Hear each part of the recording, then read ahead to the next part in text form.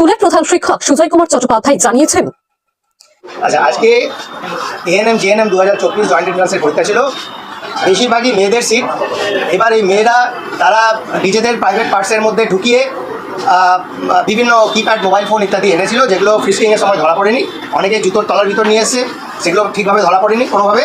এবারে আমাদের যেটা মহিলা পুলিশ ছিল, এবার আমাদের যেটা ইনস্ট্রাকশন ছিল যে রুমে রুমে আরেকবার গিয়ে চেক করা। আমরা তখন রুমে গিয়ে ভালোভাবে প্রত্যেকে চেক করার পরে দেখা যাচ্ছে একটি বিশেষ জেলা থেকে, মালদা জেলা থেকে মেয়েরা এবং কিছু ছেলেও ছিল তাদের মধ্যে, ওরা কিন্তু ডিস্ট্রিক্ট চেঞ্জ করে বীরভূম ডিস্ট্রিক্টে এসে পরীক্ষাটা দিয়েছে। এবার আমরা এটা রুমে রুমে দিয়ে চেক করে এই সবগুলো পেয়েছি। ওটা 10-12টা প্রাইভেট এর মধ্যে জুতোর তলায়। আমাদের এখানে 12। এবার আপনি শিউরিতে খুঁজলে সব সেন্টারেই পাবেন, এরকম হয়ে আছে।